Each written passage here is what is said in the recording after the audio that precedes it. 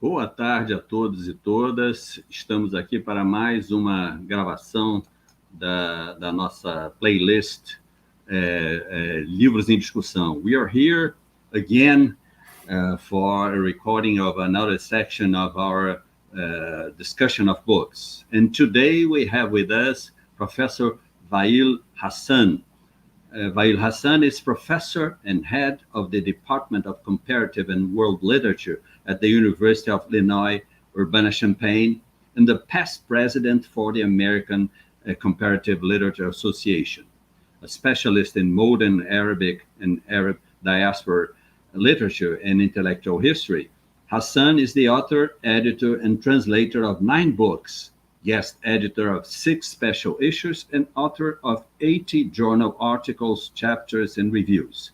His most recent publications include the monograph Arab-Brazil Fictions of Ternary Orientalism, published by Oxford University Press in 2024. We are going to talk about this book. And the forthcoming collection, O Mundo Árabe e o Brasil, Macunaíma Edições 2024. Professor, please, the floor is yours. I want to thank Professor Jobim for inviting me to share my research in this forum, and also to thank my colleagues who have agreed to participate by responding. The culture that Spanish and Portuguese colonists brought to the Americas was deeply marked by nearly 8 centuries of Arab, Moorish, Muslim presence in Iberia. The Portuguese and Spanish languages had borrowed thousands of Arabic words, and the impact on literature, philosophy, architecture, music, agriculture, cuisine, the ethnic and racial makeup of the population, and other aspects of Iberian culture was incalculable. A few months separated the fall of Granada and Columbus's first voyage, 2 events that led to the arrival of Arabic speakers in the New World right at the moment of conquest. Expecting to reach India, where Islam had been present for centuries, Columbus took Moriscos with him to act as Arabic interpreters, and the ships of Pedro Alvarez Cabral, whose middle name likely comes from the Arabic word al-faris, meaning horse rider or knight, were reportedly piloted by Arabs. Since the late 19th century, Latin America has received waves of Arab immigrants whose descendants today are prominent in politics, business, industry, journalism, literature, the arts, and other spheres of social life. Latin America and the Arab world have also been partners in various projects of global South solidarity, from the tricontinental movement of the 1960s to the series of summits first convened in Brazil in 2005 by President Luís Inácio Lula da Silva during his first term in office, and dedicated to strengthening diplomatic, economic, and cultural ties between the 2 regions. Nevertheless, Arabs have been subject to prejudice and stereotyping in Brazil, and the narrative literature by and about Arab immigrants and their descendants since the early 20th century reveals anxieties and contradictions not only about what it means to be Arab in Brazil, but also about the country's ideologies of national identity. My book traces the figure of the Arab immigrant, the outlines of Arab culture, and the presence of Islam in a predominantly Catholic Brazil as sites of anxieties and contradictions that I identify in a century of literary fiction and popular television melodrama, genres that effectively participate in narrating the nation. I argue that a Brazilian variety of Orientalism, distinct from the British, French, and US discourses analyzed by Edward Said, problematizes the idealized image of Brazil as a country built on mistura and the related ideas of cultural anthropophagy, or the digestion and incorporation of diverse cultural influences, and the idea of the racial democracy, the notion that there is no racism in Brazil. The existence of this variety of Orientalism raises a number of theoretical questions that I try to answer in this book, such as: if Orientalism represents a discourse of Western mastery over the Orient, as Edward Said argued, what happens when it migrates to another part of the developing world? What are, for example, the contours of Brazilian Orientalism? If not driven by imperial interests, what are its ideological stakes? How does it mediate South-South dialogues? I argue that Arabness and Islam in Brazil work paradoxically as sites of otherness due to different language and religion, as well as similarity because of cultural, historical, and demographic ties and geopolitical status as parts of the global South. As such, while Euro-American Orientalisms are based on a binary model of self-other, East-West, and colonized, Brazilian Orientalism has a ternary structure that defines the country's cultural identity in relation both to the North, by that I mean the US and Western Europe, and to the Arab world.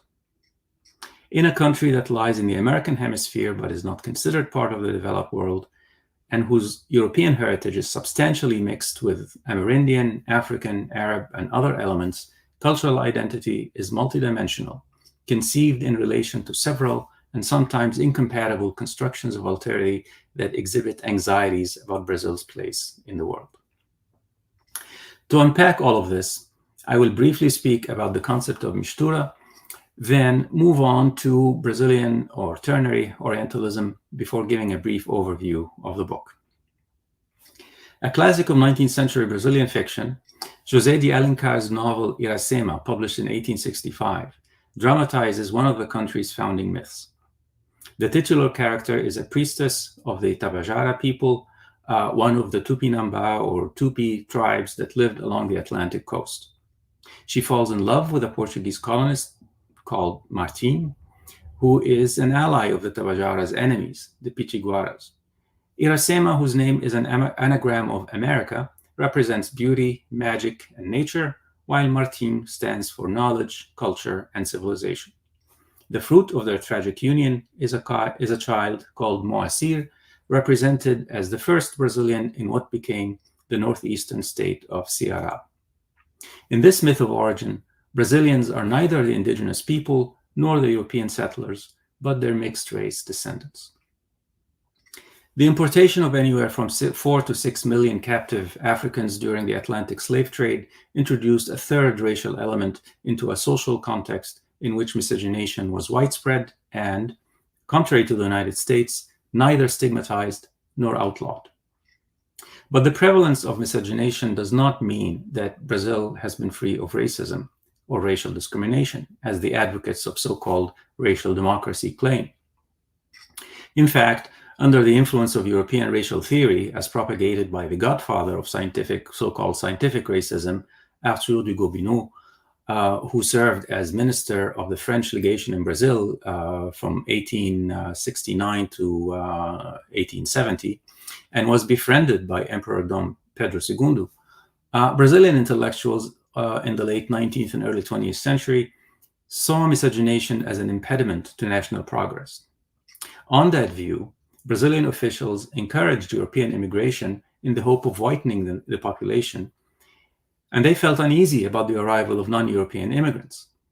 Even before the abolition of slavery in 1888, and more so afterwards, Brazil needed to attract immigrants to settle its vast territory and expand its agriculture-based economy. But only Europeans were regarded as desirable immigrants. Restrictions were imposed on East Asian immigration, and the subsidies offered to incentivize Spaniards, Germans, and Italians to immigrate and work in farming were not extended to Arabs or other non-European immigrants. Arabs were considered undesirable immigrants, not only because they were not European, but also because of their work in trade, regarded as contributing less to Brazil's development as an agricultural economy. Because they arrived with Ottoman passports, early Arab immigrants were misidentified as Turcos, or Turks, an offensive label to many of them, not only because they detested Ottoman rule, but also because it became a stereotype, the greedy, unscrupulous hawker who sold on credit and deceived his customers. Two important developments in the 1920s and the 1930s led to a re-evaluation of the concept of mistura. In 1922, the centennial of Brazil's independence, a group of avant-garde writers and artists organized an arts festival that came to be known as the Semana de Arte Moderna, or the Week of Modern Art. considered to mark the beginning of Brazilian modernism. The modernist movement rebelled against academic art and literature, which it considered too imitative of European models, and searched for more authentically Brazilian styles. One of the key figures in that movement, the poet Oswald de Andrade, whose picture you see there at the top, published the famous Cannibalist Manifesto in 1928, in which he used the Tupi ritual of cannibalizing enemy warriors in order to absorb their power as a metaphor for Brazil's resistance to hegemonic European influences. The idea was not to imitate European culture, but to devour it, absorbing its positive aspects and rejecting the negative, so as to create a distinctively Brazilian art. Seen by Europeans since Columbus as a savage custom, anthropophagy became, for Oswald and his followers, something of a declaration of cultural independence. But it was not until influential sociologist Gilberto Freire debunked 19th century racial theory in his book Casagrande e Senzala, published in 1933 and translated as The Masters and the Slaves, that mistura became the foundation of what historian Marshall Eakin calls the most powerful narrative of Brazilian identity in the 20th century. Freire demonstrated that it was not miscegenation or mixture that led to the country that held the country back, but social problems like insufficient diet and diseases that were not properly diagnosed or treated. That is, he demonstrated, as Eakin puts it, that culture trumps biology. Going even further, Freire argued that racial and cultural mixture enriched Brazilian society and endowed it with a unique, one might even say exceptional, character. In one of the most frequently cited passages from the book, Freire emphasized the thorough racial and cultural hybridization of Brazilian society. He wrote, "Every Brazilian, even the light-skinned, fair-haired one, carries about him on his soul, when not on soul and body alike, the shadow or at least the birthmark of the Aborigine or the Negro. In our affections, our excessive mimicry, our Catholicism which so delights the senses, our music, our gait, our speech, our cradle songs, in everything that is a sincere expression of our lives, we almost all of us bear the mark of that influence." Freire drew a sharp distinction between the Portuguese and other European colonists in the Americas. For him, the Portuguese lacked the religious fanaticism of the Spaniards and the harsh lineaments of the English Puritans. The Portuguese, he argued, are the compromiser type, with no absolute ideals, with no unyielding prejudices. No one is less rigid in contour, less harsh in the lineaments of his character. Downplaying the importance of racism, Freire later championed the idea of Brazil as a racial democracy that, unlike the United States, never had laws enforcing segregation. Freire was not the first to introduce the idea of racial democracy, nor did he use the term in The Masters and the Slaves, but his idealization of race relations during slavery lent credence to it, and he used the expression later in his later writings. Freire was criticized by Afro-Brazilian scholars and activists for denying the existence of racism in Brazil, some of whom equated mestiçagem, or miscegenation, with attempts to whiten the population. It is important, however, not to equate racial democracy with mistura or mestiçagem, for while Freire's vision of mestiçagem and racial democracy are interconnected, the former does not inevitably lead to the latter, as Eakin argues. One may fully embrace the notion of mixing without believing it produces racial democracy. In fact, whereas few people today dispute that mistura and mestiçagem are a fact of Brazilian society, racial democracy is much more controversial, regarded at worst as an ideological cover-up for racism, and at best as an ideal to be striven for by combating racism. As one of its leading critics, Abdias do Nascimento, argues, it is imperative for human dignity and civic duty for Brazilians to struggle, blacks and whites, to transform the concept of racial democracy into reality. End of quote. Freire also emphasized the role of Arabs, Moors, Muslims, and Jews in the formation of Portuguese culture. He affirmed that Arabs and Moors mingled freely with the Lusitanian population, and that the Portuguese nobility showed as great a racial admixture almost as the bourgeoisie or the masses. In addition to many references throughout the book, Freire devoted about a fifth of his chapter on the Portuguese colonizer, some 20 out of about 100 pages, to describing the lasting influences that, in his estimation, the creativity and industry of Arabs and Moors made on the Portuguese, and through them on Brazilian culture, in the areas of irrigation techniques, agriculture, technology, civil law, the crafts, the arts, architecture, cuisine, dress, aesthetic taste, hygiene, language, social attitudes, flexibility of the social structure, and even Portuguese Catholicism. Freire's argument that Portuguese settlers, most of whom were racially and culturally mixed Mozarabs, constituted one of the three races that blended to form Brazilian society, means that the Arab and Moorish element was always already embedded in Brazil, long before Arab immigration to the country began in the late 19th century. And indeed, Arab immigrants overall felt more at home in Brazil than in the United States, partly because of this shared past. If the existence of racism represents one fissure in Freire's idealized vision of Brazilian mistura, Islamophobia constitutes another. In medieval Iberia, according to Freire, the Portuguese had no qualms about miscegenation, mixing widely with Africans, Moors, Arabs, and Jews. As such, Portuguese settlers in Brazil, he writes, formed a society that in its evolution was protected less by consciousness of race, which was practically non-existent in the cosmopolitan and plastic-minded Portuguese, than it was by a religious exclusiveness given expression in a system of social and political prophylaxis, end of quote. A euphemism for discrimination against non-Catholics, the religious exclusiveness of the Portuguese regarded difference as a form of disease requiring preventative measures, hence his use of the word prophylaxis, thereby setting limits to mistura. He elaborates, the formation of Brazil went forward without the colonizers being concerned with racial unity or racial purity.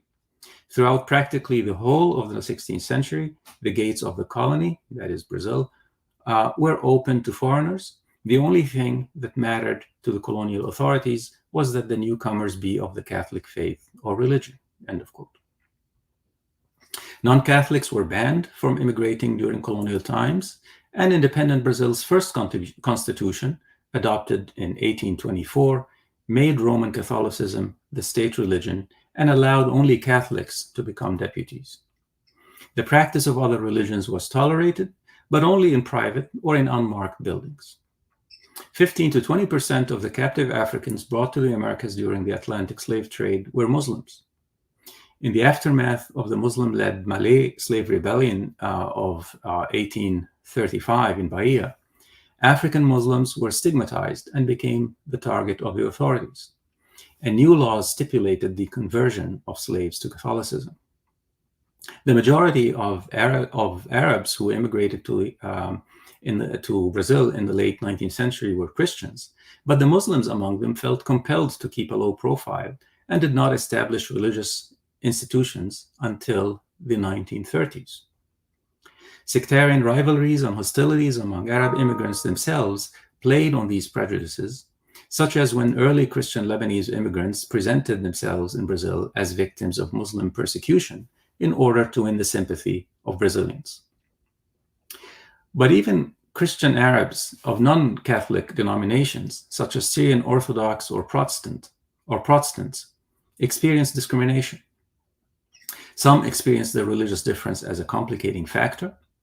Others converted to Catholicism, while others simply raised their children as Catholic to stave off discrimination. Nevertheless, the idea of harmonious mixture of indigenous Portuguese and African peoples became the dominant conception of Brazilian identity. In fact, mistura is not only a sociological fact, but an ideal as well. Many Brazilians today take pride in their mixed ancestry, and some even seem to enhance it by speculating about additional ethnicities in their family histories to the ones they already know about. This tendency bespeaks pride in their mixed heritage and an eagerness to demonstrate that one's family line embodies even more fully the kind of miscegenation considered as the defining feature of Brazilian society and culture. As Frank Tannenbaum notes in his introduction to Freire's second book, The Mansions and the Shanties, Freire's greatest achievement was to give Brazilians pride in being a mixed people. Arabs and Muslims have put this vision of Brazilianness to the test. Their presence has often demonstrated that xenophobia emerges in perceptions of which immigrants are desirable and which are not, which mix well with Brazilians and which do not. This points to fissures within the ideology of mistura that what I call Brazilian or Ternary Orientalism explains. Faced with immigrants who do not fit easily within one of the three recognizable racial groups, Amerindians, Europeans, or Africans, Brazilian intellectuals have appropriated Euro-American Orientalism to make sense of the Arab presence in Brazil and to define the country's place in the world. In so doing, they have revealed both their overwhelmingly European orientation and their anxiety about precisely the kind of cultural and racial mixing that have been celebrated as Brazil's defining characteristic. Edward Said's interest in the relationship between colonial power and Orientalist scholarship led him to focus exclusively on British and French Orientalisms of the 19th and the first half of the 20th centuries, then on US Orientalism after the Second World War. This also informed his three definitions of Orientalism as, first, an academic field of study, second, a style of thought based on an ontological and epistemological distinction made between Orient and the Occident, and third, as a Western style for dominating, restructuring, and having authority over the Orient. As he acknowledged, he did not dwell on important Orientalist traditions like the German, the Russian, the Spanish, or the Italian, which do not exhibit the will to domination that taints British, French, and later US Orientalisms. Now, Brazil is located in the Western Hemisphere and is in obvious ways an extension of European culture, although this affiliation with the West is complicated by several factors that give its brand of Orientalism a distinct character. First, Brazil was a Portuguese settler colony. And as Gilberto Freire noted, Portugal itself had been deeply marked by Arab Moorish rule in medieval Iberia. This led to both Spain and Portugal, both Spain and Portugal's marginalization within Europe, expressed pejoratively in the notion that Africa begins at the Pyrenees. Brazil became even more substantially mixed through the miscegenation of Portuguese, indigenous, African, and other populations. Second, Brazil and the Arab world lack the geographical proximity, imperial relationship, and geopolitical rivalry that shaped Arab-European relations for 1.5 millennia, forming the historical background to the modern discourse of Orientalism. Instead, Brazil's most salient cultural, economic, and political ties have been with Europe and other countries of the Americas, not with the Arab world. Third, the academic study of the Middle East in Brazil is quite limited, dating back only to the 1960s. The Third World Solidarity movements of the mid-20th century stimulated some academic and diplomatic ties, such as when Brazil's President Jânio Quadros visited Egypt in the early 1960s and asked then-President Gamal Abdel Nasser to send a professor of Arabic to teach at the Universidade de São Paulo. And subsequent to that, in 1962, the Egyptian government sent Helmi Nasr to teach at USP for 1 year. But Nasr decided to stay there for the next 53 years, returning to Egypt in 2015 at the tender age of 93. He taught at USP, he taught the Arabic language, translated many books, including the Quran, and founded the Arabic Studies program at USP. Brazil has only one other smaller program at the Universidade Federal do Rio de Janeiro, founded in 1969 by Alphonse Najib Sabah, a Lebanese Melkite or Greek Catholic priest and professor who obtained a doctorate from the same institution with a thesis on Arab immigrant writers in Brazil, then went on to compile Arabic Portuguese and Portuguese Arabic dictionaries. So not only is there no tradition of Orientalist scholarship in Brazil on any scale comparable to that found in European or US universities, but the two programs that exist were established relatively recently by Arab immigrants working to strengthen ties between Brazil and the Arab world. In other words, none of Said's three definitions of Orientalism applies to the Brazilian variety, even though the latter is obviously derived from the former. This has also meant that there's a considerable knowledge gap about Arab culture and Islam in a country with a palpable Arab, Moorish, Iberian legacy and a visible Arab immigrant community. To fill that gap, many of Brazil's mostly Francophile writers, artists, and intellectuals have turned to French and, to a lesser extent, British and US Orientalism as a lens through which they could interpret the Arab world and Islam for domestic purposes. But if, according to Said, Orientalism's Orient served to define Europe as its contrasting image, when transported to Brazil, that image becomes an example of what Roberto Schwartz describes as ideias fora do lugar, out of place or misplaced ideas.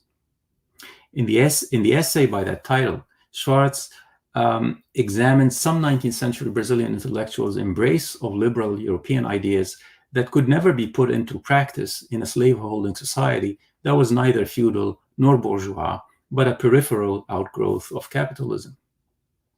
He concludes that in Brazil, such ideas are off-center in relation to European usage. Schwartz's point applies more generally to concepts developed in Europe in response to specific socio-historical circumstances, then used uncritically to interpret very different Brazilian realities, inevitably leading to inaccurate interpretations. Schwartz calls them ideologies of the second degree. And by the same token, we can say that Orientalist representations in Brazil are misplaced ideas, and that Brazilian Orientalism is, in a sense, a discourse of the second degree. In that capacity, Brazilian Orientalism is fundamentally different from its parent discourse in that it has a ternary rather than a binary structure. Whereas French, British, and US Orientalisms, or as I call them in the book, colonial Orientalisms, are based on an East-West dichotomy that helped consolidate Western identity, Brazilian identity is defined in relation to two others. Primarily the North, by which I mean Europe and the United States, on the one hand, and on the other hand, the East or the South, that is Africa and the Arab world. In ternary Orientalism, the East-West dichotomy intersects with the North-South distinction that sets Brazil, Latin America, and the Global South apart from Western Europe and the United States. The Orient enters the identity equation in Latin America as a third dimension that provides a wider and more ambivalent scope of identification than colonial Orientalism. When Latin American writers conceive of themselves as Western, their Orient becomes a refraction of colonial discourse, imported to serve local needs. But the Orient sometimes also serves as a sort of cultural and or political ally when Latin American writers and politicians seek to resist Euro-American norms.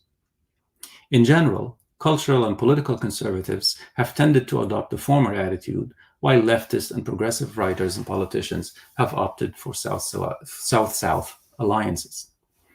The writers I discuss in the book can be located at various points on the spectrum between those two positions. One consequence of this ternary or triangular structure of Brazilian Orientalism is that representations do not always serve the same purpose in Brazil as they do in colonial discourse. Stereotypes, essentialism, fixed ideas, and exoticism all exist, but sometimes they function as expected to denigrate, but that's not always the case. Right? For example, the ubiquitous association between Arab women and belly dancing serves in colonial Orientalism to sexualize and objectify them in a context in which the sexual possession of Oriental women serves as a metaphor for colonial domination. By contrast, in Brazilian works such as those by Ana Miranda, Alberto Musa, and the telenovelas like O Clone and Offers da Terra, belly dancing is seen as a cultural form of expression that often represents women's power over men. In the spirit of mistura, belly dancing has been embraced by Brazilian women, so much so that, as John Tawfiq Karam has demonstrated, professional belly dancers in Brazil tend to be Brazilian women with no Arab ancestry. Belly dancing is seen as an Arab contribution to Brazilian culture, even as 19th century French and British writers such as Flaubert and Richard Burton are reverentially cited in Brazil as authorities on the subject. By the same token, the knowledge vacuum about the Arab world that I have mentioned is responsible for the fixation on The 1001 Nights as the only Arabic book that many people can name, and the ubiquitous references to the desert in Brazilian writing about Arabs as though that were the only setting in which Arabs could be imagined. Stereotypes with positive content also circulate widely in Brazil. In the hands of Jorge Amado, the Turco stereotype sheds its derogatory associations and becomes an ideal immigrant. But the most positive representation has been that of the so-called sabiduría oriental, or Oriental wisdom. As Raymond Schwab demonstrates in his book La Renaissance Orientale, published in 1950, the idea of Oriental wisdom derives from Europe's rediscovery of India, as he calls it, in the late 18th and early 19th century, which led many European romantics and American transcendentalists to believe in the spiritual richness of the East. In Brazil, the idea of Oriental wisdom took hold, but it became much more closely associated with Arab Islamic than with Indian civilization. Malbatahan adds a mathematical dimension to Oriental wisdom, something that gives rise to the Brazilian stereotype of Arabs as excellent mathematicians. If we recall that in the United States, it is East Asians who tend to be stereotyped as excellent mathematicians, whereas Arabs are viewed as terrorists, we can see to what extent stereotypes are local and provincial. So I would like now to give a brief overview of the book. Chapter 1 examines the work of Malbatahan, pseudonym of Júlio César de Melo e Souza, and Humberto de Campos. A professor of mathematics, Melo e Souza published 118 books, more than half of which were Oriental tales, extolling the so-called Oriental wisdom. He popularized mathematics through a fictional medieval Muslim scholar who traveled from place to place solving mathematical puzzles, and whose extraordinary powers of calculation became emblematic of Muslim contributions to mathematics. In so doing, he anchored the idea of Oriental wisdom not so much in spirituality, as was often the case, but in the scientific advances of Arab Islamic civilization during the medieval period. While also writing Oriental tales, Campos juxtaposed the notion of Oriental wisdom with undesirable Arab immigrants. In his two short story collections, As Pombas de Maomé and A Sombra das Tamareiras, Contos Orientais, the first published in 1925, the second in 1934, Campos draws heavily on 19th century French Orientalist and Islamophobic texts, thus revealing an undercurrent of intolerance that would continue to haunt the discourses of mixture a century later. The first two Arab-Brazilian novelists, Cecílio Carneiro and Hermínio Asfora, discussed in Chapter 2, challenge the split image of admirable Arabs of the past and undesirable Arab immigrants of the present. In his novel A Fogueira, published in 1942, Carneiro fictionalized the life of his father, who had arrived from Lebanon penniless, but within a couple of decades became one of the wealthiest cocoa plantation owners in the state of Sao Paulo. Similarly, Asfora's novel Noite Grande, published in 1947, emphasizes the Arab role in the country's economic growth during the rubber boom by depicting a Palestinian immigrant as a model citizen who participates in the establishment of law and order in the backlands of Piauí. Similarly, Brazil's most famous novelist and the subject of Chapter 3, Jorge Amado, portrays Arab immigrants as contributing to the development of 20th century Brazil. He overturns the Turco stereotype not only by including dozens of likable Arab characters in his novels, but also by moving them from the margins to the center of Brazilian social history in novels like Gabriela, Cravo e Canela from 1958, Tocaia Grande, 1974, and A Descoberta da América pelos Turcos, 1994. In this way, Amado expands the range of Brazilian mistura beyond Freire's three-race theory. The next two chapters turn to two of Brazil's most prominent contemporary novelists, both of whom are sons of Lebanese immigrants. Chapter 4 focuses on Radwan Nassar, whose novel Lavoura Arcaica from 1975 tells a story of generational conflict and rebellion against patriarchal authority in a Christian Levantine farming family. Reworking the biblical parable of the prodigal son, the novel's critique of authoritarianism has been interpreted by critics as an attack on Brazil's military dictatorship. In my reading, it is also a struggle for integration on the part of Brazilian-born children against the immigrant parents' efforts to preserve ancestral traditions. Told from the perspective of a troubled son, the novel shows how Orientalism begins to shape the children of immigrants' perceptions of those traditions. In a similar vein, Chapter 5 examined how Milton Hatum, in Relato de Certo Oriente, published in 1989, and Dois Irmãos, published in 2000, both of which are set in Manaus, depicts the disappearance of the legacy of immigrants over the course of two generations. Mixture, understood as cultural assimilation, is seen as predicated upon a necessary erasure. The customs, language, and religious practices of the immigrants become burdens that children must cast off. The chapter explains how Hatum develops this idea while at the same time sidestepping the discursive trap of colonial Orientalism as a translator and disseminator of Edward Said's works in Brazil. The next three chapters focus on women authors whose works, two novels and a telenovela, center around Arab women. While highly sympathetic, the portrayal of Arab women in these works raises questions about subalternity and representation that feminist postcolonial theory in North America has long grappled with, notably in Gayatri Chakravorty Spivak's critique of French feminism. Chapter 6 focuses on Ana Miranda, whose novel Amriki from 1997 features a Christian Lebanese belly dancer as narrator and protagonist.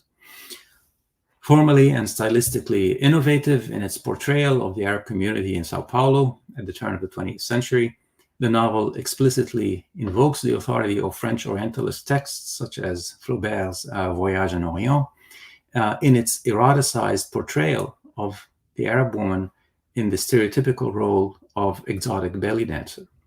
As such, Brazilian feminism seems incapable of conceiving Arab womanhood beyond the confines of French Orientalism's masculinist imaginary.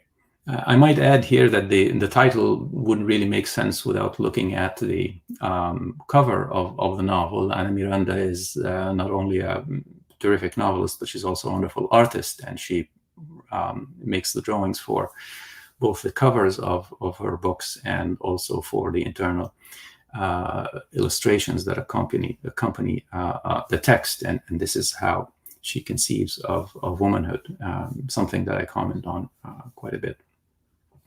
But this sort of particular limitation, I would say, of Brazilian feminism continues to be the case in the two other portrayals of Arab women which introduce Islam as a focal theme. Chapter 7 turns to Gloria Perez's telenovela O Clone from 2001, which aired in 2001 to 2002, and was the most popular telenovela in the history of Brazilian television at the time. Conceived by Perez as a work that undermines Islamophobia by portraying Muslim families and sympathetically explaining Islamic beliefs by connecting them to the notion of Oriental wisdom, O Clone began to air less than 3 weeks after the terrorist attacks of September 11, 2001 in the United States. Rather than hurting the production, the coincidence contributed to the success of the telenovela, dampening fear of Muslims and increasing interest in belly dancing and other Oriental exotica, as John Tawfiq Karam has shown.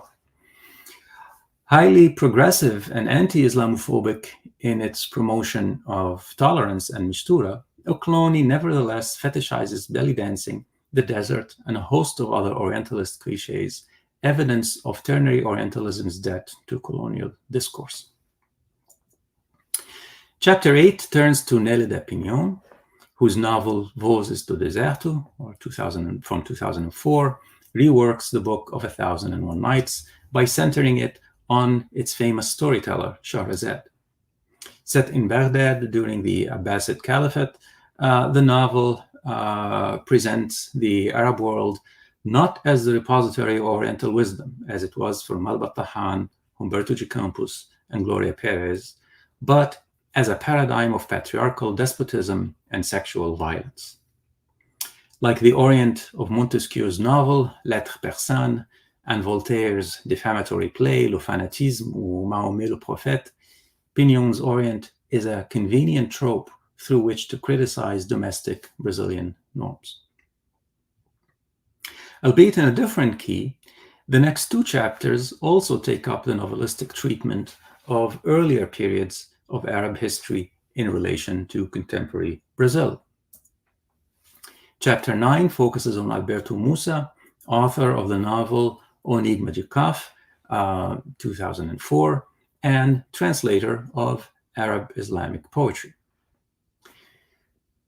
Narrated by a Brazilian of Arab descent, the novel is set in pre-Islamic Arabia, say the 5th, 6th century, and tells the story of a fictional poet who is supposedly the author of a lost classical ode.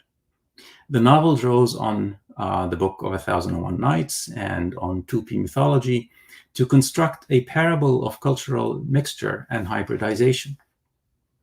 Premised on the idea of Oriental wisdom, Musa's literary project represents a conscious attempt both to discover his cultural roots as a Brazilian of mixed Arab and indigenous descent, and to establish a dialogue between Arabic and Brazilian literatures through translation and fictional creation. Gilberto Freire's account of the formation of Brazilian society assigns a formative role to Al-Andalus, or medieval Muslim Iberia. Chapter 10 analyzes two novels published in the same year, O Escriba de Granada, 2014, by Gilberto Abrão, and Enigmas da Primavera, actually published the following year, 2015, by João Amino. The novels evoke the memory of Al-Andalus by way of commenting on contemporary crises. The Arab Spring uprisings, the emergence of the jihadist group calling itself the Islamic State of Iraq and the Levant, ISIS or ISIL, the economic downturn and corruption scandals in Brazil, the rise of xenophobia and Islamophobia in Europe and Brazil, partly due to the influx of refugees, the political impasse that would eventually lead to the impeachment of President Dilma Rousseff a year later. The two novels articulate divergent answers that point to the deeply ambivalent position of Islam in contemporary Brazil. Cabral, who is a Muslim Brazilian novelist of Syrian origin, creates a proto-fascist character who descends into madness after learning about his 15th century Spanish Arab ancestor, while Almino's teenage protagonist, also of Arab descent and obsessed with Granada's fall in 1492, has a nervous breakdown before he finds direction in his life in the context of the youth movements sweeping the Arab world, Spain, and Brazil.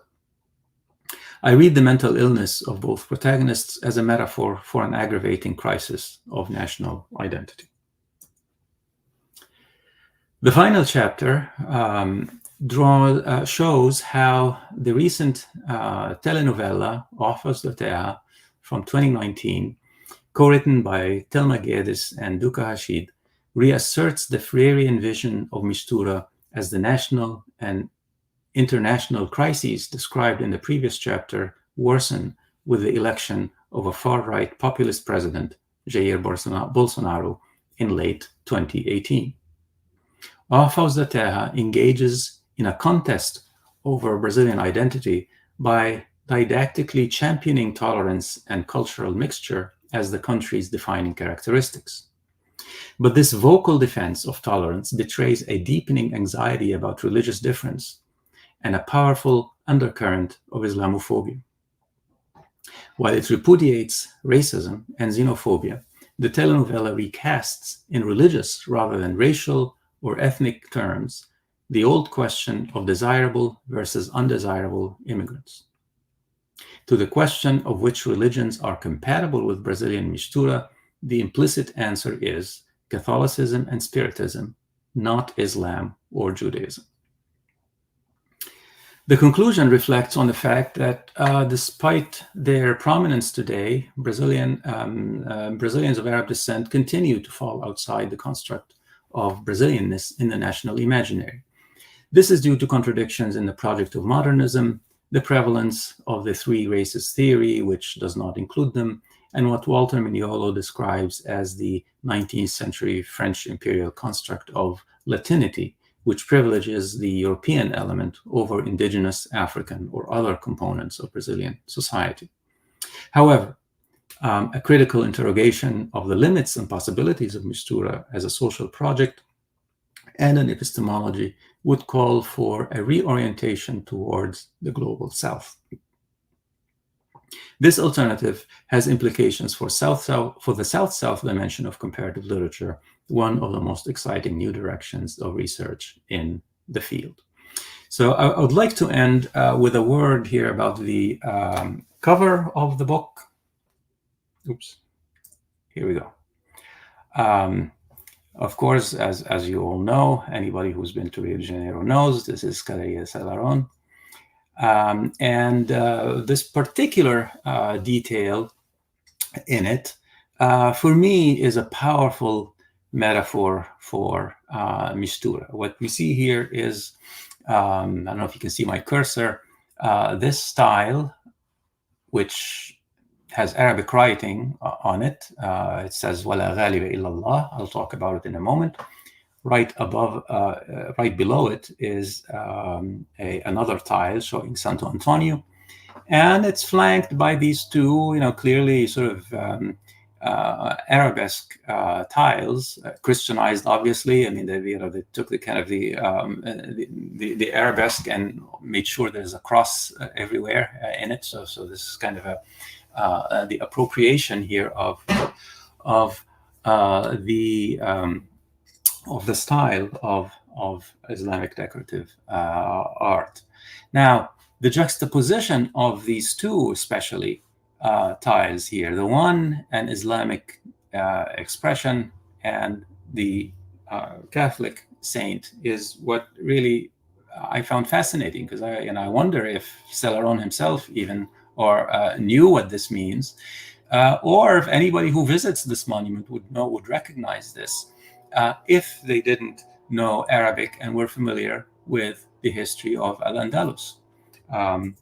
This expression, it means it's وَلَا غَالِبَ إِلَّا اللَّهِ, and roughly translated as no victor but Allah, or but God.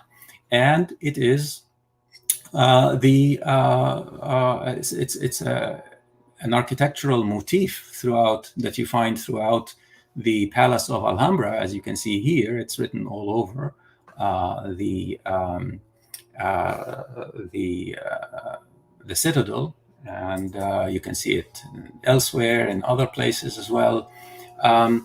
And it was the motto adopted by Al-Muwahhids, who established one of the most powerful kingdoms in Al-Andalus, particularly after defeating the kingdom of Castile. So it's Wala ghaliba illallah, no victor but God, a motto adopted after defeating a Catholic Spanish king, and it was adopted by the final dynasty that ruled in Alhambra, of course, in Granada in 1492. So this is what it means, and I found it really quite interesting and rather intriguing, really, what the placement of that really here. I mean, how are we to read the juxtaposition of these two? I mean, that both Catholicism and Islam contributed equally.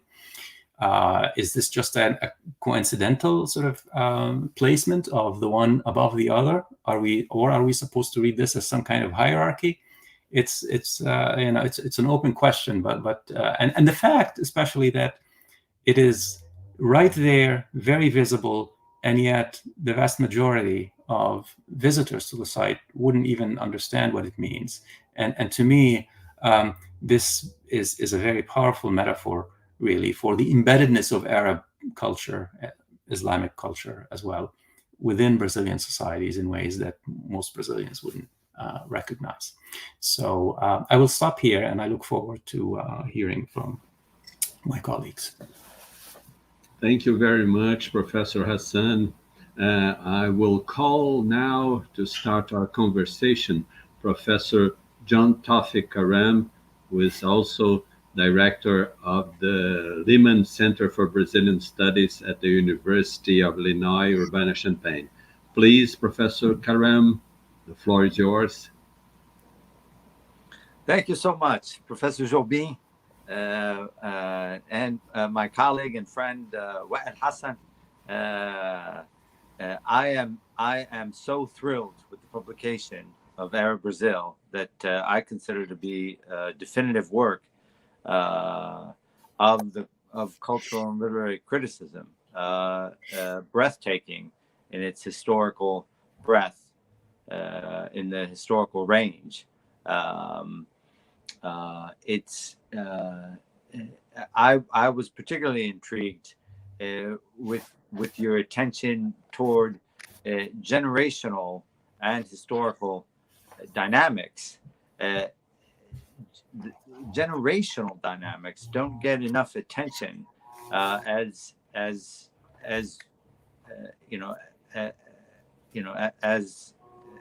in general, in terms of Middle Eastern migration studies, in terms of migration studies, I think in general.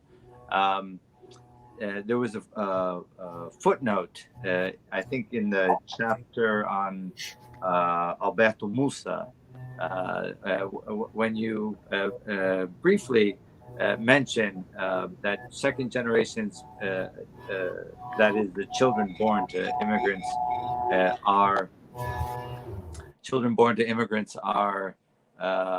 trying to recover from the scars of growing up, whereas the grandchildren, that is, the I would assume the third generation sort of consider the legacy as a kind of riddle to solve, in using that term from Alberto Musa's own novel. And so I was, to get our conversation started and to not take up all the time, there are many of us here wanting to dialogue with you.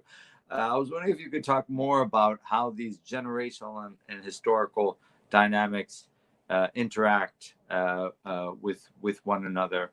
And if this more recent generation, the third generation, if there is a kind of a more critical grasp that they have of the ethnic and racial dynamics that they're being entangled by.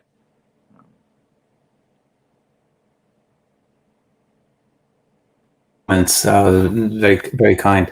The generational dynamic has always fascinated me, and it was also something that I wrote quite extensively about in my previous book about Arab American and Arab British immigrants, which was the book that really led me to the project of Arab Brazil and writing about Arab immigrants in Brazil.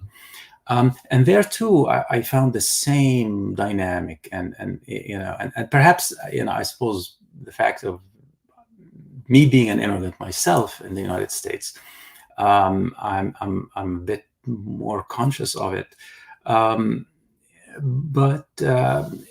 But what I mean by generations, first of all, I don't think of it in terms of the first generation being the people who came in the late 19th century, and then the second is the one that came after. I think of these generations in terms of immigrants at any time, right? So immigrants today and their children, the immigrants for me would be the first generation, their children, whether they're born a century ago or just last year, this would be the second generation, and then the third is the one that comes after that. Because what it signifies to me is the relationship with the culture that was left behind. And in that sense, one always finds, at least I've always found in the literary texts that I've looked at, whether in English or on Portuguese, is that the immigrants are tied. I mean, they are the product of, they're never, no matter how successful they become in their immigrant destination, they're never of the place. 35 years later, I'm still a foreigner here, and people always ask me, where are you from, and so on. So that is, it has a literary manifestation that was very powerful. The first immigrants to the Americas, whether North America or South America, wrote in Arabic, and their audience was Arab readers, whether in the United States, in Brazil, or in the Arab world. But then their children, in many cases, they didn't have Arabic anymore. So that was the kind of the first major break with the culture that for me signals a generational shift.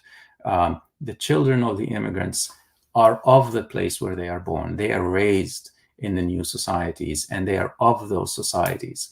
At the same time, you have, in many cases, the parents trying to sort of impart their own culture, to raise their children the way they were raised, for example. Not always the case, obviously, but there is, there's, on the other hand, there's the pressure to assimilate. The children of the immigrants always wanting to grow up, wanting to be regular Americans or regular Brazilians or what have you. And then the parents kind of feeling. So that's the dynamic that fascinated me. And of course, with the third generation, with the grandchildren, something that, I think Alberto Musa, as you noted, talks about quite extensively, and it's something that inspires his novel. And there you find, interestingly, an attempt to go back, and this relationship with the grandfather. There's an Oedipal dynamic of some sort that kind of makes the children rebel against their parents, and part of the rebellion of the grandchildren against their own parents is to sort of look for the legacy of the grandfathers, the immigrants. So they say that the grandchildren try to remember what the children tried to forget or wanted to forget. The children wanted to forget the culture of their parents that the parents tried to kind of impose on them, and the grandchildren try to recover that. So in that sense, that is a dynamic that has always, I think, interested me. I mean, even from my earliest work on Tayyip Saleh, the relationship between the grandfather and the grandson, which was quite powerful there as well. In the immigrant context, of course, it acquires a different dimension, and that's what does assimilation mean? What are the implications? What are the implications of trying to go back and recover that lost connection that has led Alberto Musa, for instance, to translate pre-Islamic poetry for the first time, or to write a novel about a grandson trying to, trace the roots of his grandfather's, Arabian tribe back to the 6th century. And in the process of doing that, of course, introducing this possibility of a dialogue between Arabic and Brazilian literature. This was my starting point, really, intellectually. I mean, it was as a kind of a theoretical breakthrough. It was this kind of direct dialogue between two literary traditions that were not in contact before, Arabic and Brazilian, that was made possible by this grandson who was trying to get to know his grandfather. Right? So I hope that answers your question. Thank you very much, Professor Hassan. Thank you very much, Professor Karam. So now I call, please, Professor Christian Duthier. Professor Christian Duthier, who is a professor at the Universidade Federal Rural do Rio de Janeiro. Please, Professor, the floor is yours. Please open your mic. Your microphone is off. Sorry. Well, thanks a lot. I'm very interested by your book and what I've seen of it. And I would like to ask you something based on what you just told now, speaking about the culture left behind. And when I was preparing this participation here, I was thinking what's happening in Brazil with so many people coming from different places from Mount Lebanon. And you see the news and you just see wars and wars and wars happening in the same region. And why these people are living together in a certain way in Brazil. And I was wondering if we don't have something which is not only mistura, not only things that are left behind, but at the same time, some kind of creation of being an Arab in a different country. And I would make some parallel with what happened to certain African groups that came to Brazil and developed certain cults like candomblé. And these cults in Brazil became much more important and much more sophisticated than they were in Africa.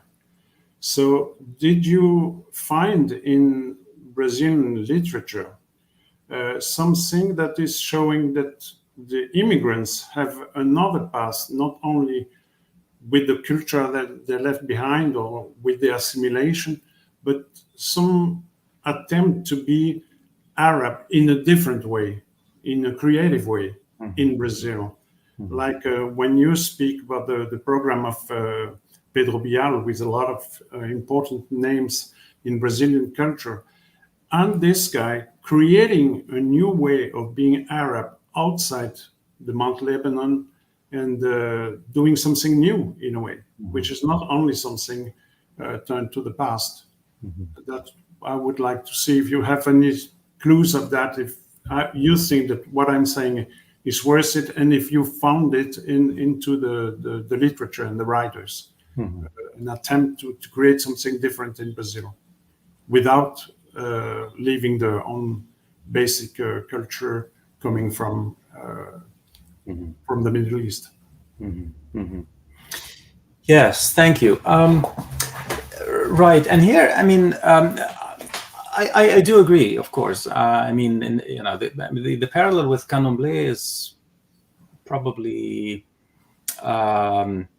that's a different case. But I think, I mean, Afro-Brazilian religions developed under a certain kind of pressure, which was the institution of slavery, obviously, and they developed under, and that pressure was the need to survive. So Arabs, obviously, and other kinds of immigrants who were not enslaved, didn't go through that sort of ordeal, really, of having to devise a way to survive.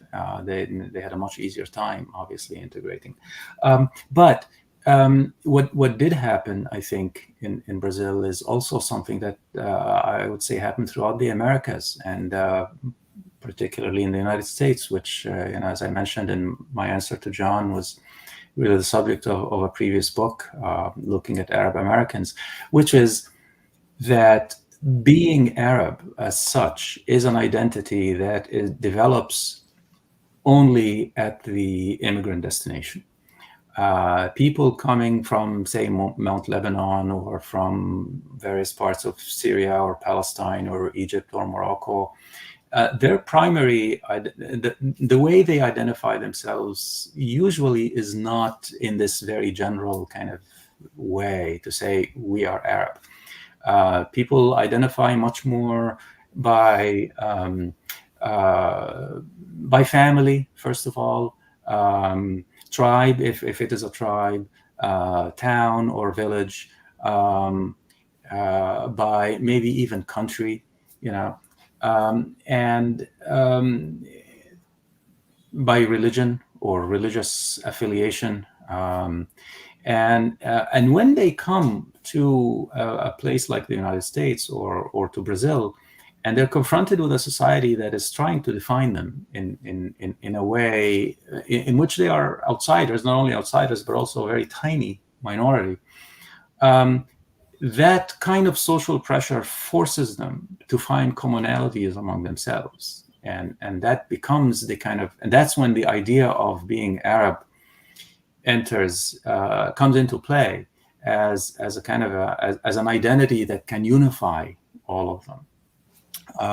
So it is indeed something that develops through the process of immigration, and as a way of as an attempt to define, to create community for themselves as people who have come from more or less the same place, or a place with largely the same culture, but also in a context in which they are, minoritized and feeling this pressure of discrimination, having to explain who they are, face any discrimination if, and so on. So that's when the idea of Arabness becomes serviceable. Let's put it this way. So I hope that answers your question. Thank you. Thank you very much. I now call João Cezar de Castro Rocha, who is full professor of comparative literature at Universidade do Estado do Rio de Janeiro, State University of Rio de Janeiro. Professor João Cezar de Castro Rocha, please. First of all, let me thank you, Professor Jobim, for allowing us to read the book of Professor Wail Hassan and to have this dialogue. Let also say that I subscribe Professor John Karam's and Christian Duthier's words. I think this is a groundbreaking book. It certainly opens up a new field of investigation. And to us Brazilians, especially Professor Hassan, it is a great surprise to actually find out that there is such a thing as Arab Brazil. So we should thank you for opening up our eyes to the reality that we are never able to clearly see, or at least not as clearly as you allowed through your book. I have one question and one remark. The question refers to the concept of ternary Orientalism, which is the main concept that you propose as a theoretical novelty. If I have understood correctly, there is a conceptual structure to the concept. And the conceptual structure refers to the fact that Brazilians' perception of Arab immigrants is a perception mediated by European and then North American Orientalism. And as you say in the conclusion, it is not even surprising to realize that most of the Brazilian imported, or as you said, misplaced Orientalism is of French origin, given the association of Brazilian culture to this ideal notion of Latinity. So I see that, and I think it's a fairly interesting point. But I have to say, I was truly intrigued by this triangular structure, because it seems to me that you work with the conceptual structure of the Brazilian Ternary Orientalism, and then we can understand the negative stereotypes, and I emphasize negative because there is another dimension of the stereotype in Brazilian culture, as you remark when you mention Jorge Amado's novels, in which the stereotype of the Arab is a positive one. And even quoted a very famous character, Nasibi, that actually has become a part of the Brazilian popular culture. It's very common that we see people with Arab faces, and we say, Seu Nasibi, referring to Jorge Amado's novel. So the stereotype, and you say that as well, that in Brazil, the ternary Orientalism is not one-sided. It's actually, at least, has a double dimension. You can have negative stereotypes, derogatory ones, as you would expect from the very notion of stereotype, but you can also have positive stereotype. That's what I would like to ask you, Professor Hassan, to listen more to your reflection. Would you think that we could read your book saying that there is a conceptual structure to Brazilian ternary Orientalism, but there is also a historical circumstance that helps it to be, in certain cases, to produce positive stereotypes? When you, by the very conclusion of the book, the very two last sentences of the book, you say, mistura is an unfinished business.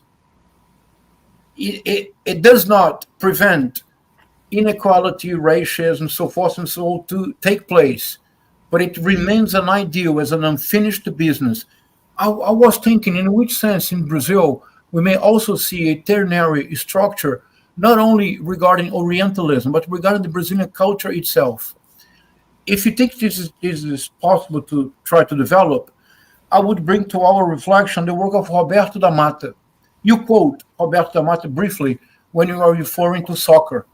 But Roberto da Mata has this interpretation of the formation of Brazil, and in dialogue with Gilberto Freire, that he proposes that in Brazil is what he calls the fable of the three races, and he comes up with a ternary structure as well.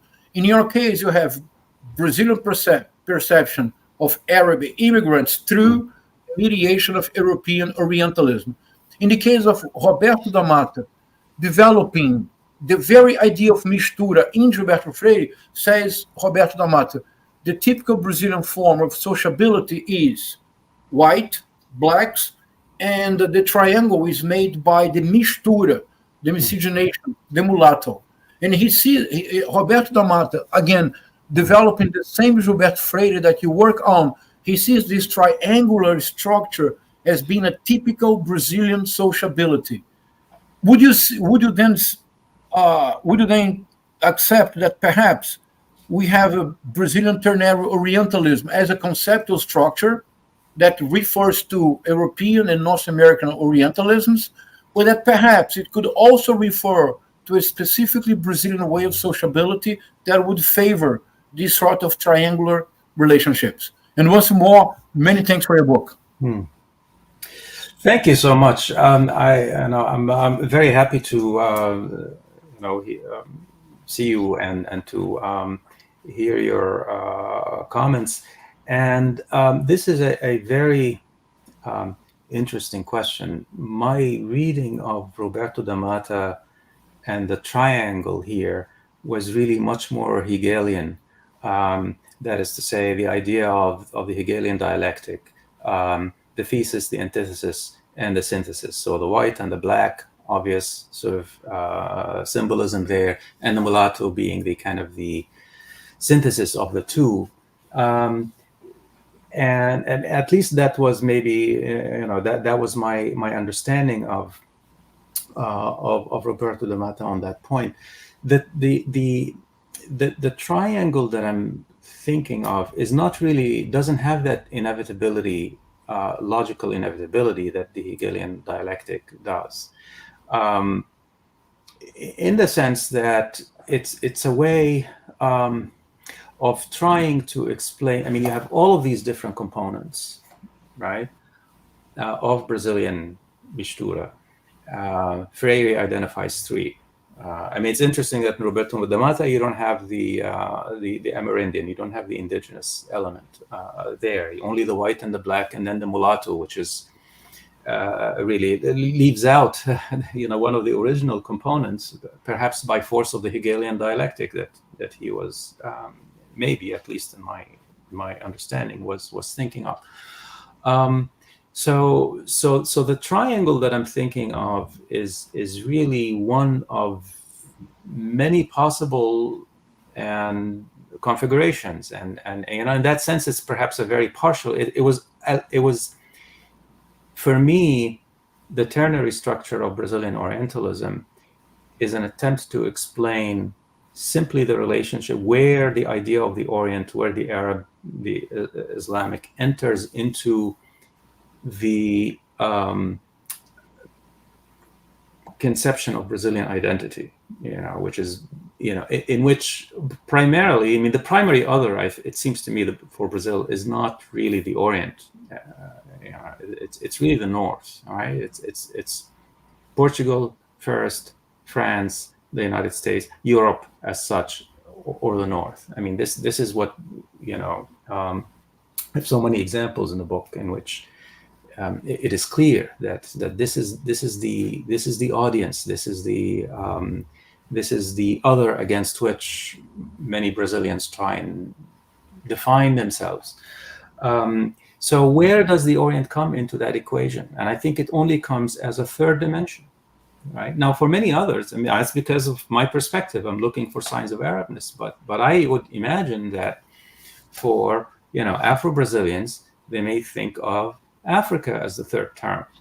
For Japanese Brazilians, maybe it's Japan as the third term. So that ternary structure really is something that is mutable. I mean, it can be adapted to explain the relationship between any other ethnicity and to Brazil, not only Brazil, but also to Brazil's primary other, so to speak. So it's not something that has any logical necessity, as in the case of the, thesis and the Hegelian dynamic.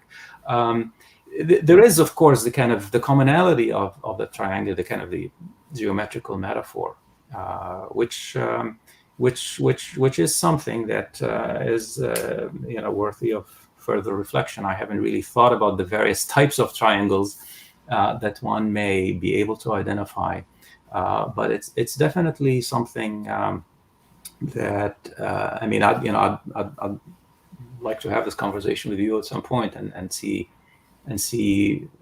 where your thought is leading, because it seems to me that you're onto something here with this idea of triangles as a kind of a basic template for certain forms of Brazilian thinking of identity. So sorry, it's not a full answer, but at least I think I would say that's a great answer. Thank you. Yeah, it's a beginning. Yeah. Thank you. Obrigado. Okay, so to continue our dialogue, I will now call Professor Nabil Araújo, who is a professor at Universidade do Estado do Rio de Janeiro, the State University of Rio de Janeiro. Professor Nabil, please. First, I'd like to thank Professor Jobim and Professor Hassan for the invitation. I will formulate my questions based on a quotation from the introduction to Professor Hassan's book. I will now move on to reading. In Ternary Orientalism, the East-West dichotomy intersects with the North-South distinction that sets Brazil, Latin America, and what used to be called the Third World as a whole, now dubbed the Global South, apart from Western Europe and the United States. When Latin American writers conceive of themselves as Western, their Orient becomes a reflection of colonial discourse imported to serve local needs. But the Orient sometimes also serves as a sort of cultural and or political ally when Latin American writers and politicians seek to resist Euro-American norms. In general, culturally and or politically conservative elites have tended to adopt the former attitude, while leftist and progressive writers and politicians have opted for South-South alliances. The writers discussed in this book can be located at various points on the spectrum between those two positions. When it is not the North alone, Brazil's other is never simply the Orient, but the Orient as mediated or refracted by Northern discourses. Well, this excerpt is on pages 20 and 21 of the book's introduction. Mm-hmm. First question, Professor. Regarding the authors and works that you analyze in your book, for example, Malba Tahan, Humberto de Campos, Cecílio Carneiro, Hermínio Asfora, Jorge Amado, Milton Ratum, Raduan Nassar, Ana Miranda, Nélida Pinhon, Alberto Mussa, João Almino, Gilberto Abrão. At what points on that spectrum could they be located and why? In general terms, of course. Second question, could we not observe the same division between anti-Eastern conservatives and pro-Eastern leftists that you observe in Latin America, also in certain sectors of political, cultural, and academic life in Europe and in the United States? I am thinking here, for example, about the identification of part of the American Black movement with Islam as a form of political and cultural resistance, or more recently about the public debate in France around Islamo-gauchism or Islamo-leftism. Well, that is it. Thank you. Yeah, thank you. I think if you could just repeat the first question, which of these authors where would I place? At what points on that spectrum would they be located and why, in general terms? Well, I think the point is that each one of them is on a different point. So these were two maximalist positions. But certainly don't place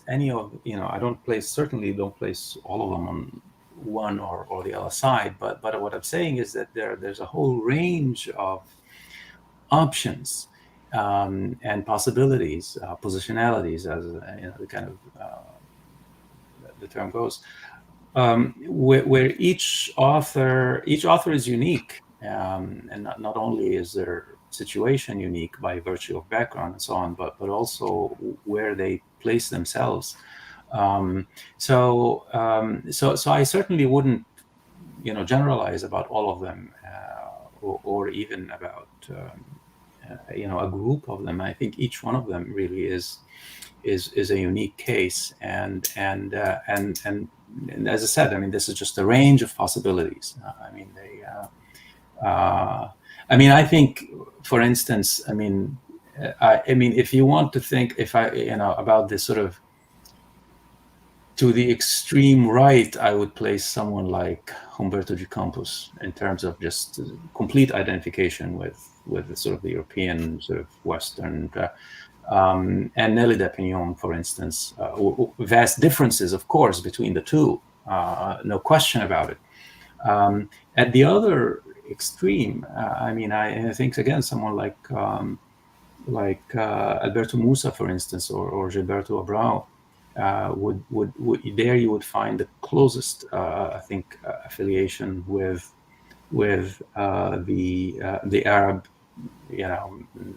Islamic and so on, and perhaps the strongest resistance to Orientalism, to Euro-American Orientalism, which I think Alberto Musa at every turn is undermining Orientalist representations, and not only in his affiliation with the Arab, but also his affiliation with the very strong sense of affiliation with the indigenous Brazilian roots, and so or his roots, obviously.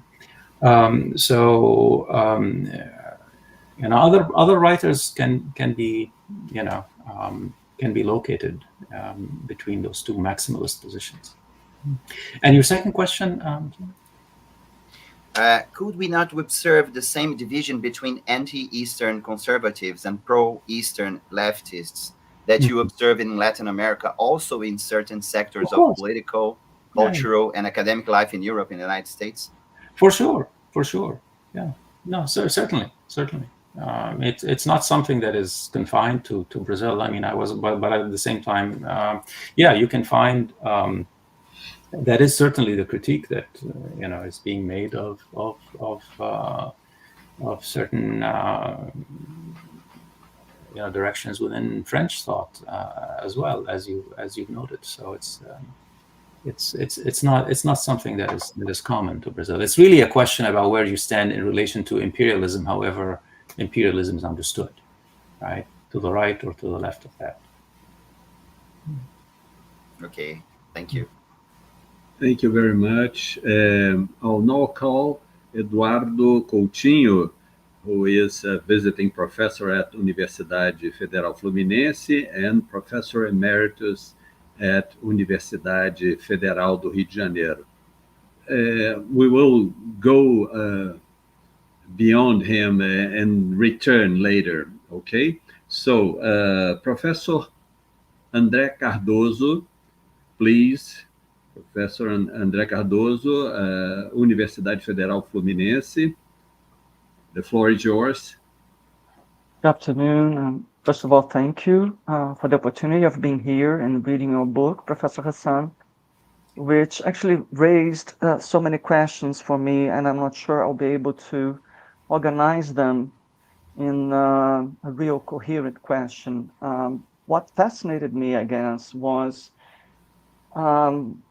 as I saw it through each chapter of your book, a certain tension between this drive towards mixing up this mistura, but at the same time, the limitations to this, which is kind of a kind of paradox. How we value this mixing up so much as a central aspect of our what we could call a national ideology. Something that we seem to pursue, at the same time that racism is still possible. So I was thinking, going back to João Cezar, and this idea that this mistura is always, it's an unfinished business. It's something that we pursue, but that we haven't actually reached or completely achieved.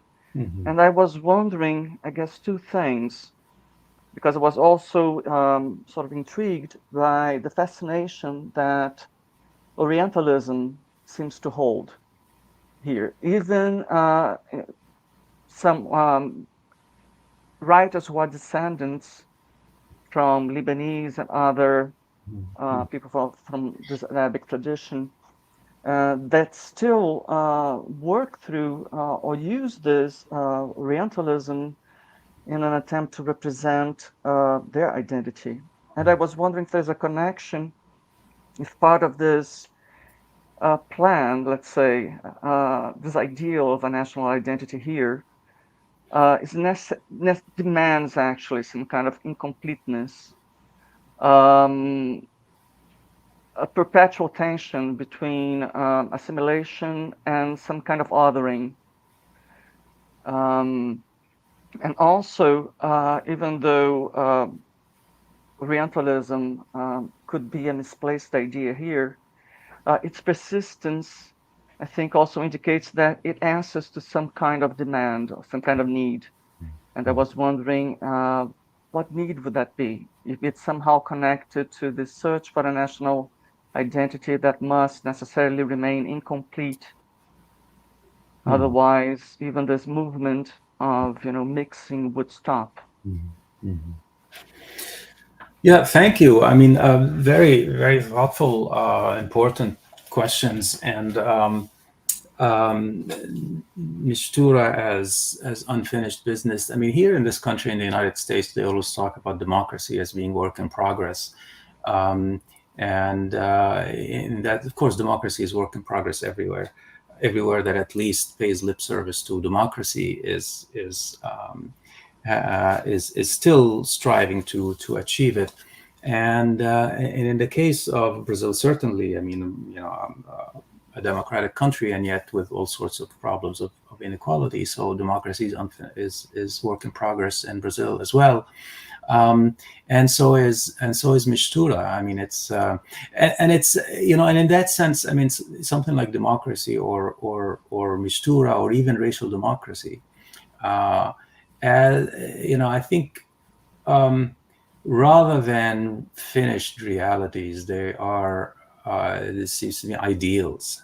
And I think Abdias dos Nascimento was really trying to change the conversation from talk about Brazil as having achieved racial democracy and therefore, we don't have racism anymore, into an ideal, into a project, into something to strive for, something that may never perhaps be fully realized, but is nevertheless worthy of being worked towards. And it is in that sense that social progress is possible, and by trying to improve things in the way that we think of as an ideal state, knowing full well that we will never have an ideal society. So it is that perhaps that tension between what we want and what we can achieve, and whether how far we are from the goal of achieving it or even coming close. So the question of Orientalism is again, I mean, this is something that I grappled with in my work on Arab American writers, and there too, I mean, there's the same phenomenon that I observed among Brazilian writers of Arab descent. Even the ones who identify the most with Arab culture. I mean, first of all, there's a whole range. I mean, there are writers who, or there are second generation or third generation even descendants of Arabs in the Mahjar, as we say, in the places of immigration, who are not really interested at all in the Arab world and the heritage as such, whether of the parents, of the grandparents, and the ancestral heritage, and are not trying to identify it with any way. I mean, in Brazil, there are scores of writers that are recognizably of Arab background by their names, some of them very prolific, and yet not a word about Arab ancestry, and that's okay. I mean, they're not trying to claim that as a heritage. But even among the ones who try to claim and to try and interpret, make sense of that heritage for themselves, not necessarily immune of Orientalist representations, because that is the frame of reference that they encounter. I mean, how do you? I mean, there are many people in the Arab world even who've never immigrated, right? Who still fall under the influence of this very powerful discourse, European discourse of Orientalism, which is about interpreting, the Arab world. They see themselves, their own society, through those works. So even this tendency becomes even more difficult to resist, I think, for people who are raised in societies in which Orientalism is the only prism through which to understand the Arab world as other. So I find, yes, it's not only Brazilian writers or American writers without any Arab ancestry who may adopt Orientalist positions or try to resist them, but also the Arab writers themselves or those of Arab descent in those places who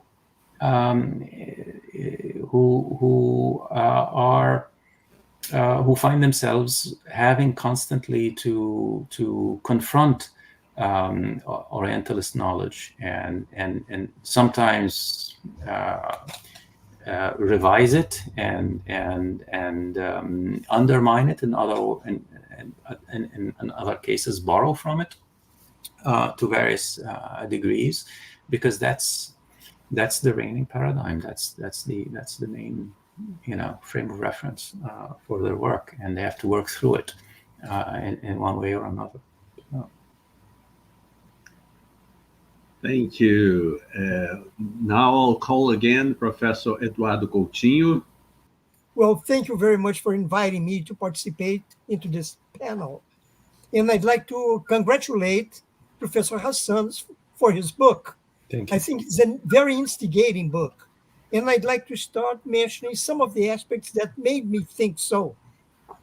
First, the contribution to a type of comparative literature that approaches the subject from a South-South perspective. Mm-hmm. Second, the fact that this was widely discussed in the book, the idea of a ternary Orientalism. Third, the interdisciplinary and inclusive character of the book.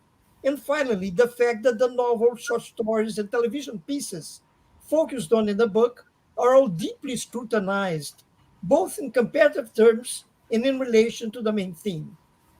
But now I'd like to make a brief comment on a passage from the book. Mm-hmm.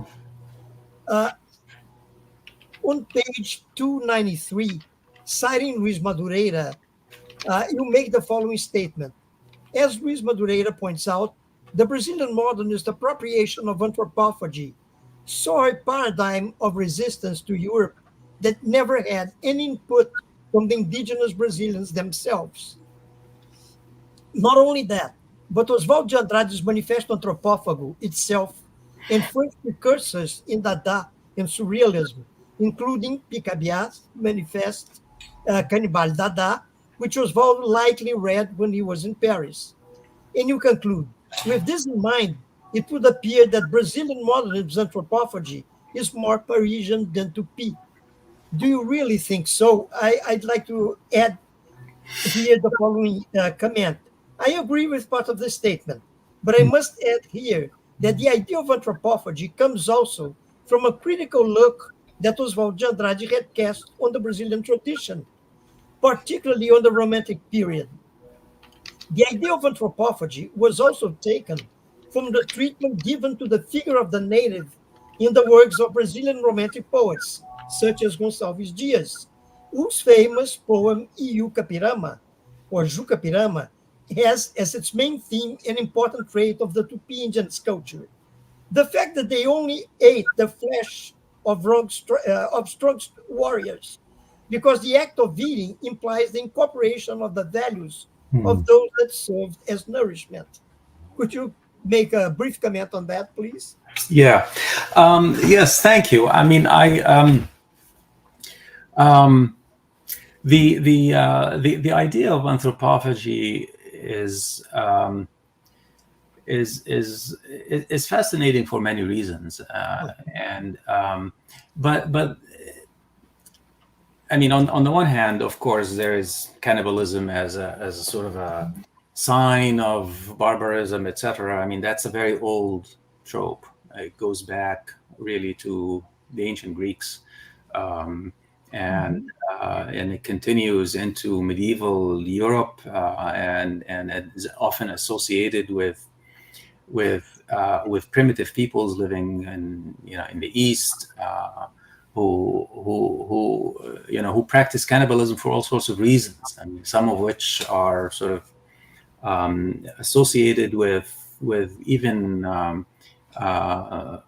what we might call filial piety. I mean, people eating their relatives who die as a way of internalizing them and so forth, and protecting them from decay in the grave, which was supposed to lead to their torment in the grave, and so on.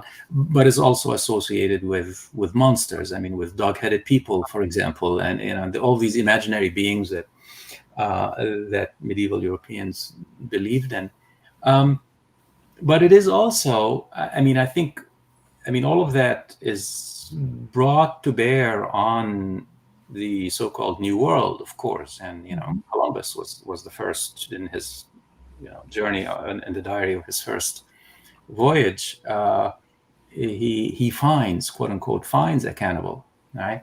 And it turns out that these cannibals are not, misshapen. They're not monstrous. They don't have dog-headed, heads of canine or any. So it becomes then a different thing, and the site of cannibalism at that point shifts from India to or Japan in the case of Marco Polo, and it becomes the so-called New World.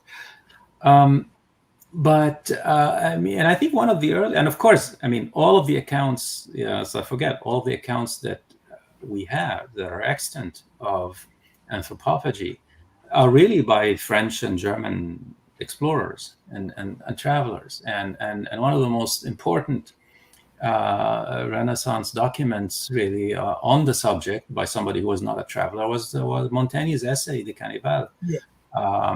And there he talks precisely about that. I mean, that ritual which is described in that poem. The consumption of enemy warriors, not of anybody. It's a question of the courage of the enemy. This is the force that is to be absorbed. And I think it all flows from there. From Montaigne and from these tests. So in a sense, yes, it comes out of that sort of French accounts, French understandings of anthropophagy and how it was practiced by the Tupis and other groups. And everything seems to be built on that. I think that was Luis Madureira's point. And I haven't really, Alberto Musa has written about that, and he goes back to the same French and German accounts of anthropophagy as practiced among native Brazilians. Anthropophagy also has always served as a metaphor for artistic creation. And again, Joachim de Bellay, in his Défense et illustration de la langue française, the text that is seen as kind of the founding document of the French language as a literary language, he urges French writers to devour and digest Latin writers in order to be able to produce literature in the French language at the time. So there we have it. That's the kind of the idea of anthropophagy as a metaphor for literary or artistic creation. We can trace it back to the origins of French literature, and so the arguments are there. For this view, and it's it's difficult to sort of see how, without direct input. That's sort of Luis Madureira's argument and these voices, or voices which are never recorded really anywhere. We don't have contemporary interpretations from the 16th century and the 17th century or so of indigenous Brazilians explaining themselves on this point. These European accounts are the only accounts that exist. So when we come to the 1920s and Oswald de Andrade, it's the genealogy, the literary genealogy for that for that metaphor is quite clear, it seems to me. Yes, but I also think that it comes also from our romantic tradition. Yeah. And usually they don't mention it, but it's all right. Right. It was just a brief. Okay, thank you. And now I call Larissa Fidalgo, our postdoc researcher here at Universidade Federal Fluminense. Please, Larissa. Professor Jobim, thanks for the invitation to participate in this debate. And Professor Hassan, I was especially interested in a question raised that was, how does the Global South represent its own neighbors, whether near or far? And what I would like to highlight allies with the observations made by Professor Eduardo Coutinho and Professor João Cezar, because the project presents a pertinent debate in the context of comparative literature, one that concerns the modes of representation of the culturally as a favorable opening to difference, a kind of ethical commitment when confronting authority.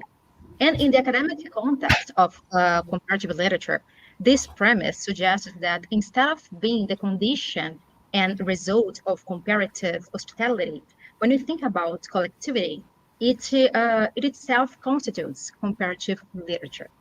And throughout the chapters of the book, the responses to this question unfold in the form of a critical review of certain concepts and ways of seeing, represented by the insufficient and contradictions related to the concepts of anthropology and Ternary Orientalism.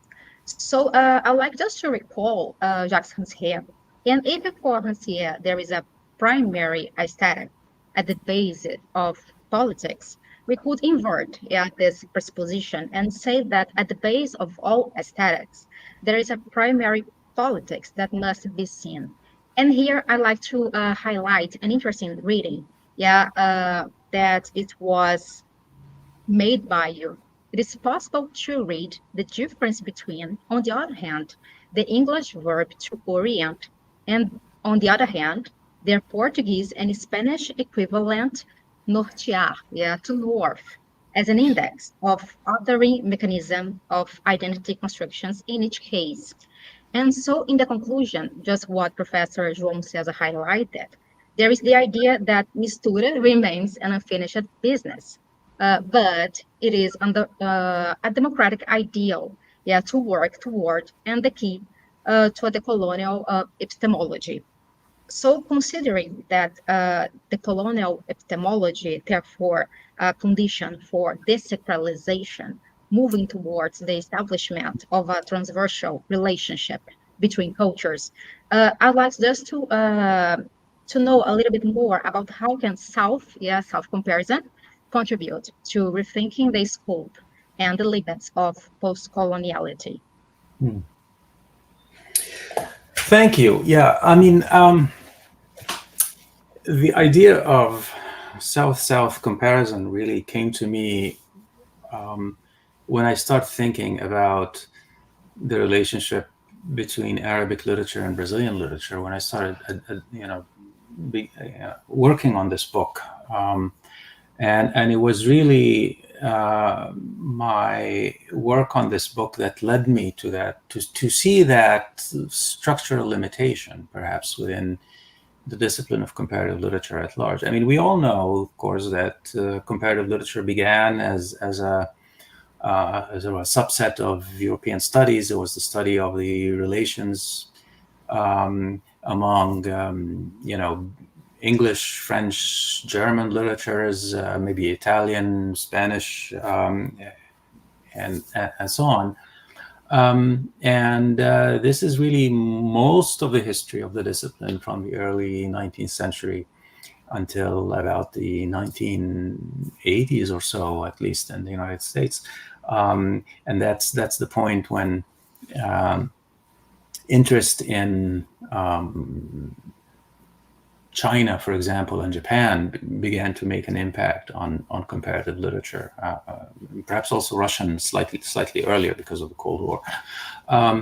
the discipline as such of comparative literature, I mean, if you look at the programs and the departments of and what they required students to do, I mean, in this country here where I am, if you all the way through the 1980s, if you wanted to be admitted into one of the top comparative literature departments to do graduate study, you had to have both French and German plus a classical language understood as being either Greek or Latin. And you know, at some point, you know, Hebrew became possible. Sanskrit and Arabic were admitted later on in the late 80s and early 90s.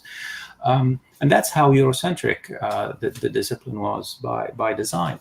And what postcolonial studies did in the wake of Edward Said's critique of Orientalism in the late 1970s, postcolonial studies made it possible, and its impact on comparative literature made it possible now to turn to, you know, to African literature, South Asian literature, and so on. I mean, Latin American literature didn't really come through that door, so to speak. I mean, interest in comparative literature in Latin American literature within the context of comparative studies in North America began, you know, perhaps a bit earlier in the 1970s, 80s, and so on. But it was a very small, really, number of programs that opened the door to Latin American studies, literature per se. So we're talking just about the past 4 or 5 decades, really, when it became possible to study things outside of the traditional European sphere in the context of comparative literature. But what postcolonial studies allowed was to study colonial relations and the literature and what became what the interest became in the modern literatures of Africa and Asia, right, and the Caribbean, for example, especially those written in colonial languages, in English and French. And not a coincidence, right, by any means. It was because it was the impact of Europe on the rest of the world that was deemed to be worthy of study. So Europe was always there. I mean, if not the exclusive focus, it was the controlling focus within the post-colonial studies sort of paradigm, which really brought us into the 21st century, or that's to say that sort of that. And it's only in the past 10, 15 years. I'm not, you know, the only one who's been advocating for it. I mean, obviously, but the notion that you can study the relations between literatures of the global South without centering, you know, European traditions. This is the new fascinating thing, and I think it's the direction in comparative studies that has the greatest potential, and a vast potential, in fact.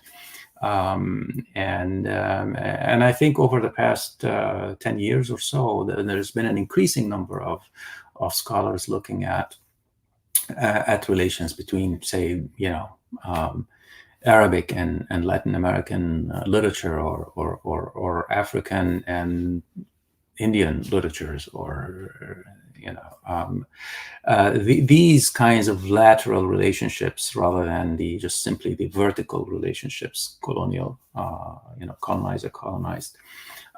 That is the you know, what I found to be the most promising, and it's still the untapped potential of the comparative method, or of the discipline as such. So my book is a contribution to that, you know, and it's, you know, as I say, it's one way of doing work between the Arab world and Brazil in literary critical sense.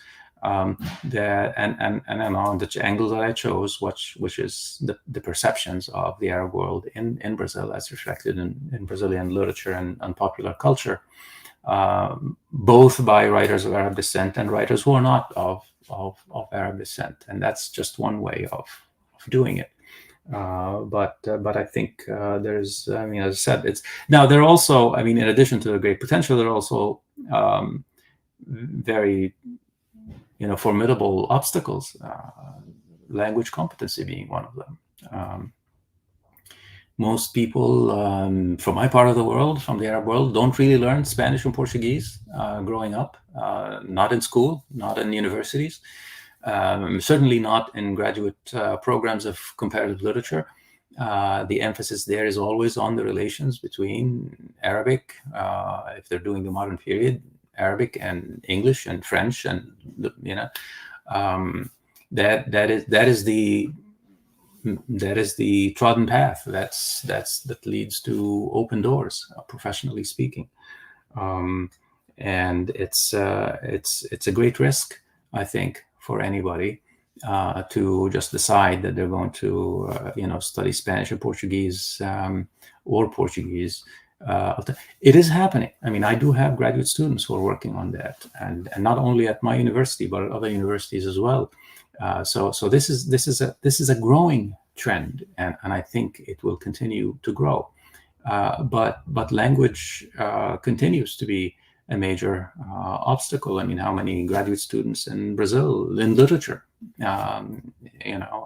even have the option to learn a language like Arabic or Persian or Turkish or Hindi, for instance, or Japanese. I mean, the possibilities are there, but they're very limited, and it's an uphill battle, really. So that's a big obstacle, and this is the sort of thing that I was really interested in thinking about and trying to kind of unpack a little bit.